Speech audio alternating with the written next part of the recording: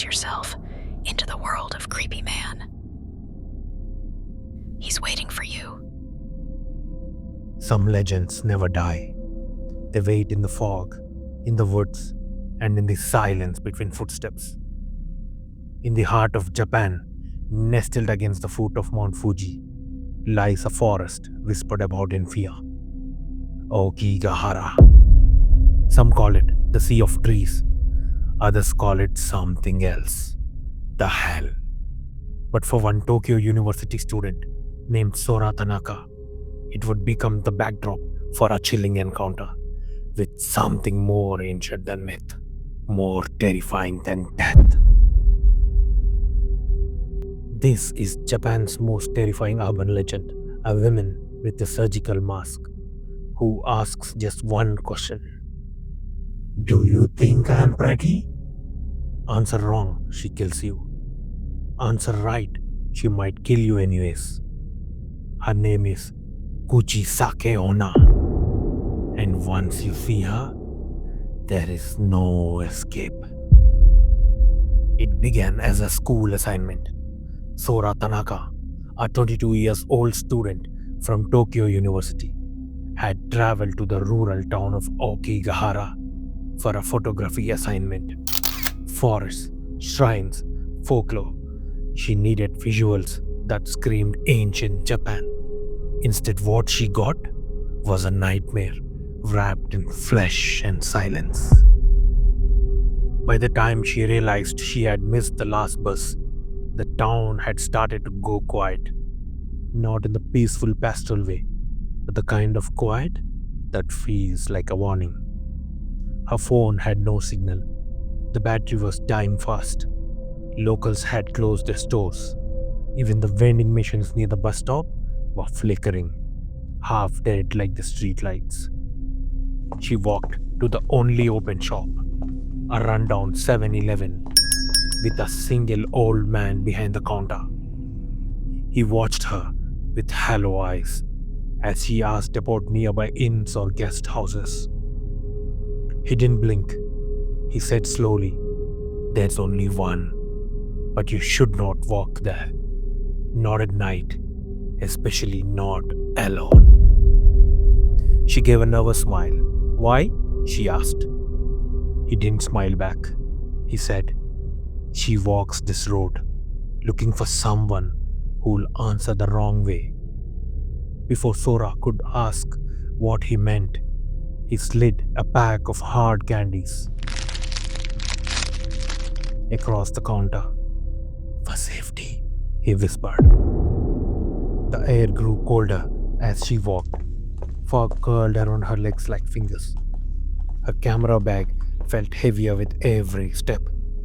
She passed an old, rotting shrine, half buried in moss and decay.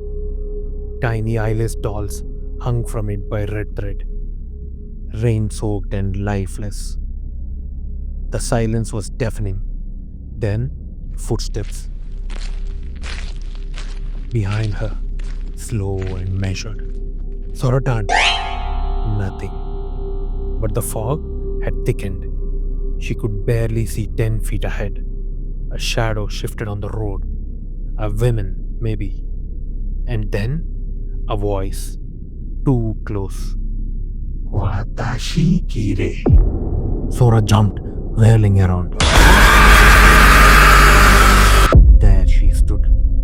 A woman, pale, maybe 30, wearing a long beach coat and a surgical mask. Her black hair hung limply over her pale face. Her eyes lifeless but intense. A flicker of red at the edges. Sora stepped back. I'm sorry," she stammered. "Am I pretty?" the woman asked, louder this time. Something in her voice didn't feel human. It was rehearsed, like a puppet speaking lines it no longer remembered the meaning of. Sora swallowed. Yeah, Sora said. You're very pretty." Then the woman raised a gloved hand. She pulled down her mask. Her mouth had been ripped open from ear to ear. a bloody smile seven with agony and blood. Even now? Sora couldn't move. Do you still think I'm pretty? The women lunged forward, scissors flashing in the moonlight. Sora screamed and bolted into the woods, tripping over roots and rocks, branches slashing her arms. The sound of footsteps behind her grew louder, then stopped. Silence. Too silent. She turned around slowly, gasping. No one. But when she turned back, the slit-mouthed woman was there, inches away. Answer me. Sora fell backwards, scrambling through the dirt. Her hand hit something in her pocket. The candies. Her hands trembled as she pulled one out and threw it towards the women. The ghost paused, bent down, picked it up, and vanished into the fog. Sora stumbled into an old traditional inn, standing alone in the forest like it had been forgotten by the time. The door creaked open before she could knock. A young woman greeted her, silent, bowing deeply. Her kimono was pristine, but her hands trembled. No other guests, no Wi-Fi, no signal. Sora was shown to her room. She tried to rest, but sleep wouldn't come. The woman's face haunted her. Was it real? A ghost? A hallucination? Too many thoughts. She turned off the light. Darkness. Then 3 knocks, slow, deliberate. Then Watashi kire? she froze. She hadn't told anyone. She backed away. The door slid open on its own. Nothing outside. But when she turned back, the woman from the counter was in her room, standing in the corner, silent. Sora screamed. The woman raised a finger to her lips. Shh, don't let her in. And then she vanished. The power went out, only candlelight. Her camera flashed on its own, once, twice. The third shot showed her. Behind Sora, scissors raised. She screamed. Through the camera, whispers crawled through the walls. Watashi kire, watashi kire. Dozens of voices, children, women. She ran into the hallway, pounding on the innkeeper's door. It opened slowly. The women inside looked pale, eyes sunken. Sora demanded to know what was happening. The women nodded slowly and led her to the back of the inn, a dusty attic room filled with scrolls and old photographs. She pointed at one. It was a woman, beautiful, smiling. That's her, before they killed her, she said. The story spilled out like poison.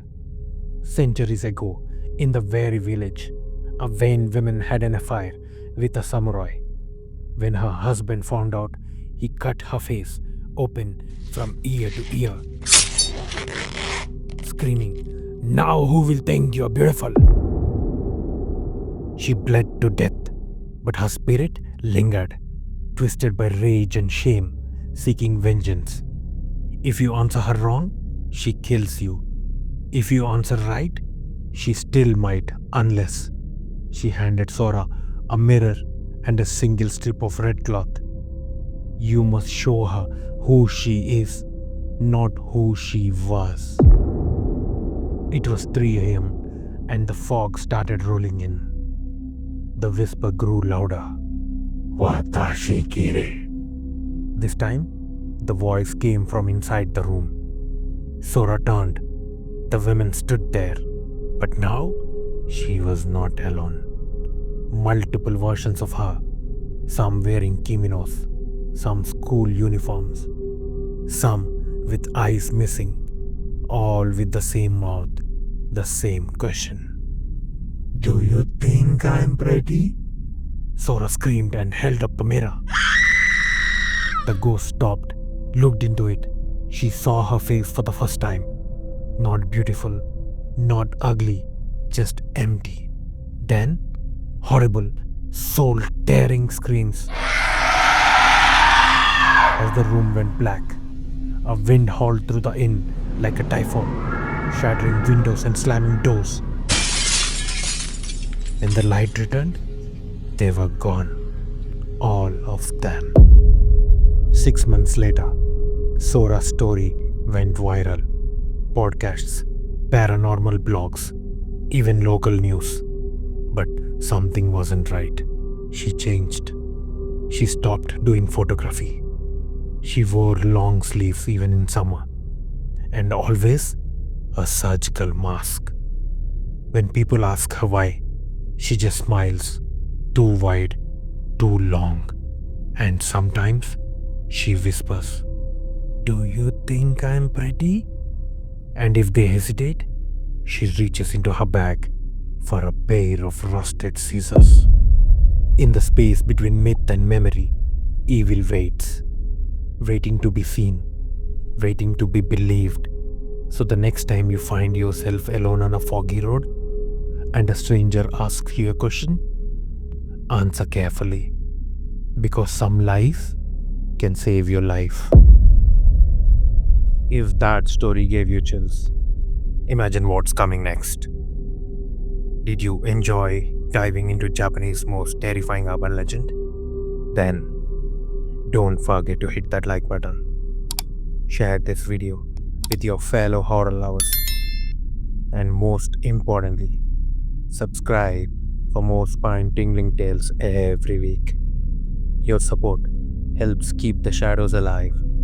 And remember, next time someone asks you, "Am I beautiful?" run. See you in the next nightmare.